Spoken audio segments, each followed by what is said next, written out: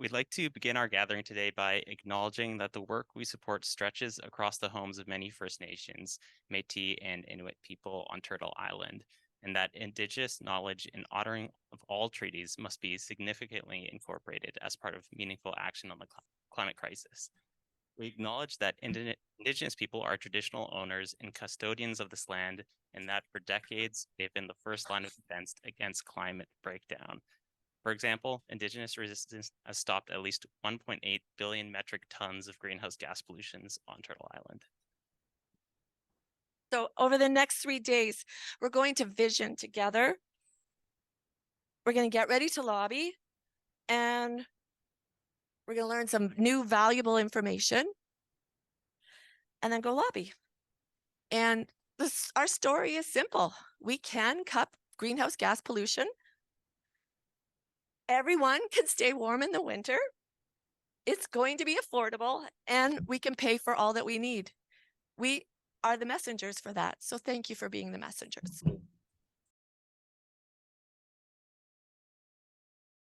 One, two, three. We need to wake up. We need to rise up. We need to open our eyes and do it now. We need to build a better future. And we need to start right now. We need to build a better future. And we need to start right now.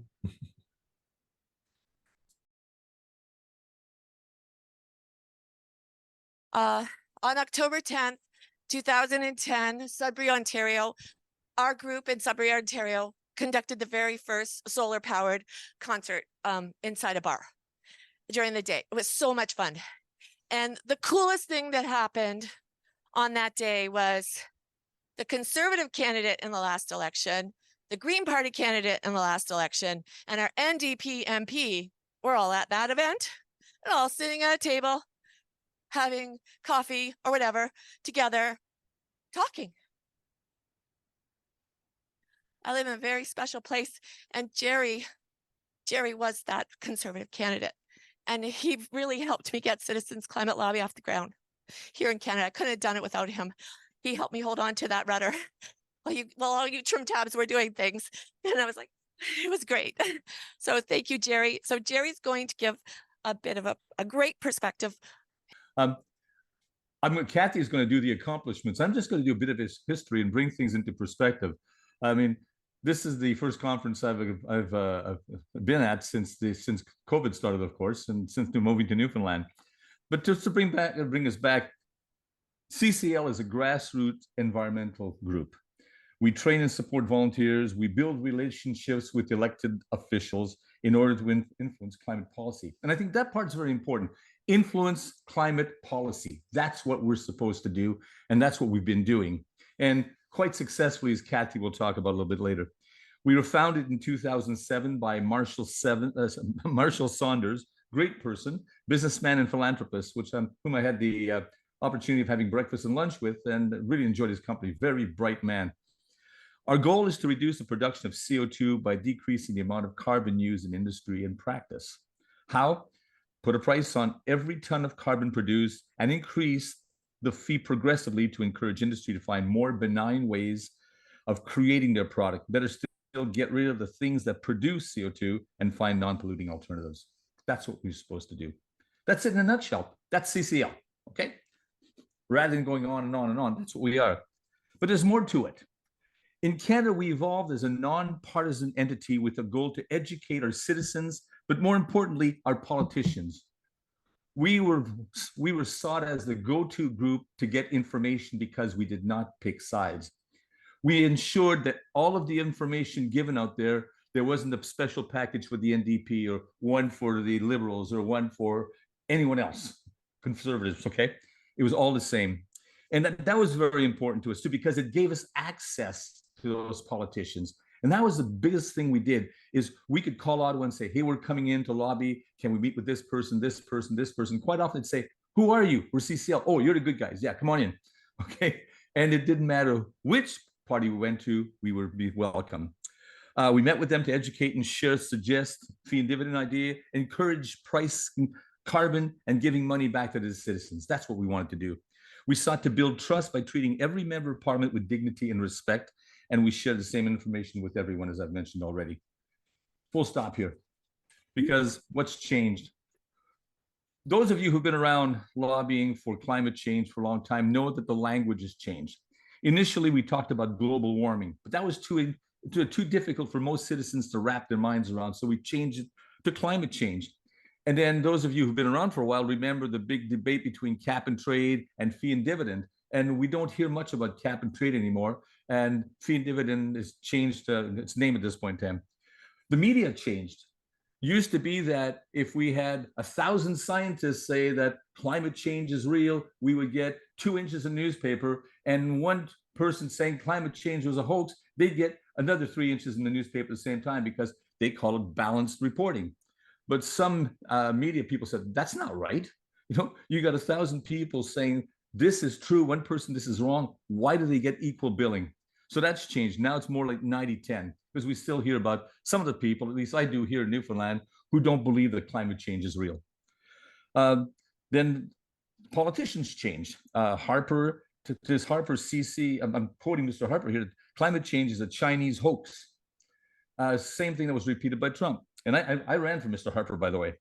Mark Mullins, who was the executive director of the Fraser Institute, said climate change issue is somewhat sensational and definitely exaggerated. I live in a beautiful part of Newfoundland. I live on the west coast and southwest coast of Newfoundland. Right outside my window, there's an isthmus about 4 or 5 miles out from here. Between here and the isthmus, it used to freeze every year until about 15 years ago. We haven't seen ice in here for 15 years. The winters are so harsh where I live now, it got to 14 below this year. Okay. Being in Sudbury, of course, 40 below is, you know, once in a while was okay, but here the winters were mild now. They weren't mild before. Scientists were gagged. Over 80% of the usual climate change reporting was missing from reporting. It just disappeared. International accords were breached. The COP conferences were successful in some areas, not successful in others. The COP. We keep electing politicians who don't care, don't understand, don't believe, or just want power, so they won't do the right thing. And where are we now? Obviously, we're at a critical point. We have this NIMBY attitude here in Newfoundland. The largest windmill project in the world is about to go on. We've done a full environmental assessment. It passed the environmental assessment, and the provincial assessment, the federal assessment are the same. But all of a sudden, a group came up and said the federal assessment is stronger. And now we're being told that basically we might have to do a federal assessment, which we have provinces fighting Ottawa over the carbon fee. Here in Newfoundland, the people who are running as leaders of the Conservative Party have vowed to get rid of the carbon tax here in Newfoundland, which is silly. And that's where we're at, okay? So I'm bringing it at the worst part, and Kathy's gonna come in and make you feel a lot better about where we're at. Kathy, is that okay?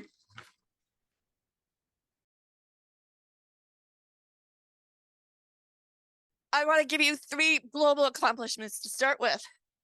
Austria has a similar carbon pricing policy as Canada. And you know where they got the idea from? CCL Germany.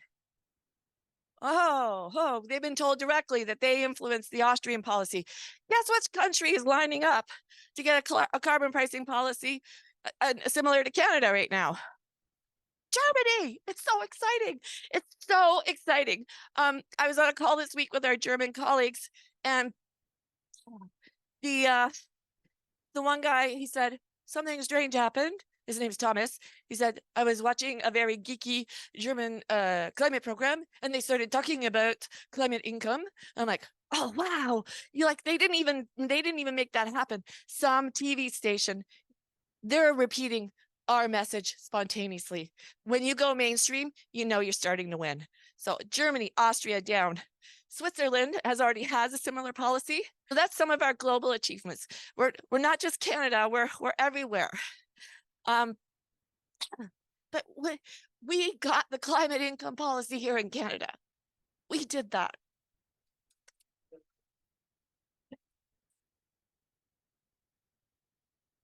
I saw Catherine McKenna, who was the environment minister at the time the climate income policy was enacted. I saw her last year at the Montreal biodiversity COP, and I thanked her for the carbon pricing policy. And you know what she said to me? She said, "No, thank you, Kathy. Thank you, Citizens Climate Lobby." This was the woman who led it. She said, "You guys made that happen." So, I mean, I'm feeling great humility right now. And how many groups do you know have come back to Parliament Hill 18 times to bring the same message, inching it forward and forward? The Pathways Alliance, yeah, unpaid. A non-professional, not paid by, yeah, you're right. Pathways Alliance was the answer. He didn't speak into the microphone. Yeah, but how many citizens groups have done this?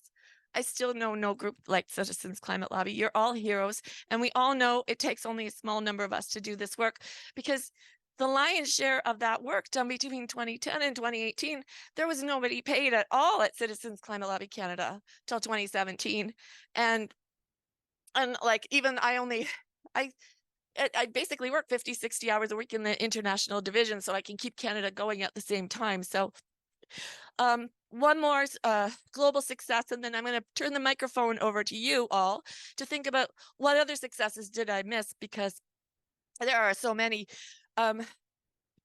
This summer, at the end of summer, there was a Nairobi climate conference for Africa Climate Week, and the top line item was there needs to be a global price on carbon pollution coming out of Africa. You know, we had delegates from Uganda, Kenya, Abuja, Ghana there. Okay. And these delegates have been working really hard with their own government. So I don't think I mean, I'm sure there's other environmental groups that got that on the table there, but we were part of that. So we have so many successes, and our success in Canada has really helped the rest of the world do this. So you're all heroes. You truly are. Thank you. So I'm going to turn the mic over to you to highlight any of the other successes we've had, because I've left out a bunch. So in 2015, we got the carbon price in Canada with the dividend, but it was hidden, as you may remember, on the back page of our tax return for those who did their own tax return. So we lobbied for the next 2 years to have the carbon dividend appear more visibly, and we now have that as a quarterly dividend. A number of times, a bunch of us Canadians went down to Washington, D.C. for the, I guess they now call it like a global conference for CCL.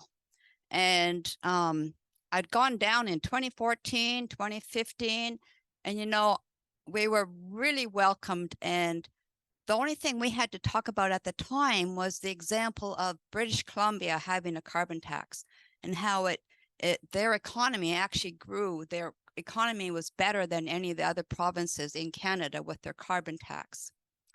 And I wasn't gonna go again. And then Marshall Saunders called me personally in 2016 and asked me to come. And he called some other Canadians to ask us to come. And so we have also influenced CCL or the whole policies of carbon pricing in the US. And they're still working on it, but I think we did what we could to help influence. Thank you. Yeah. Marshall loved us so much that he made us sing "Oh Canada" at a conference. It was fun. That was the same conference we gave Dr. James Hansen a giant "I'm sorry" card. It was fun. It was when Joe Oliver called him a radical or something. First of all, I want to say that we have tested Kathy, but 4 times for COVID. She is negative. Negative times 4 is pretty negative. But I wanted to also share that CCL, they took up on one of my issues that I was looking at ways of reducing the carbon footprint of the workplace, my workplace being hospitals. That's been a call by the Canadian Medical Association and many other areas to reduce our carbon footprint of healthcare, because it is a huge contributor, probably about 5% of carbon emissions. The hospitals, anybody who's been to a hospital can see the waste and use that we have to use. And one thing we found out that one of the anesthetic gases we were that we use is a huge contributor, the biggest contributor, in fact, over waste, recycling, travel, everything in the operating room. CCL helped the groups, and we lobbied politicians, but unfortunately it became a bit of an issue where the conservatives just didn't want to take a stance on it. When we spoke to them, thanks to CCL in their offices, some of them were physicians and thought this is ridiculous. Why aren't we getting rid of this drug? But then once they went back to their parties and stuff, it obviously became a partisan issue. I was concerned about that. Also, it's a problem between federal and provincial, who controls the healthcare budgets and rules. So I was a bit despondent for a while. But then I realized when we started to talk to the medical community that when we found out that we would partnered with CCL, and we had met and lobbied many politicians on the Hill and all that, the physicians became very impressed. These CCLers and this group is actually quite potent, powerful, and respected. Amongst the physicians itself, it became a wave, and now we have multiple groups. So our main group of anesthesiologists, Canadian Anesthesiology Society, actually formed a brand new group that I named CASES, Canadian Anesthesia Society for Environmental Sustainability. And they have actually really pushed this desflurane thing, and we've gone for desflurane down to about 18% use in Canada. Scotland is actually now, Scotland has banned desflurane. The EU is moving towards getting rid of it. But in Canada, what I really saw was that CCL gained has a lot of respect in the scientific communities, including the medical community. And that pushed it forward, even though the government itself was not able to. So CCL can have successes indirectly as well as directly with the government.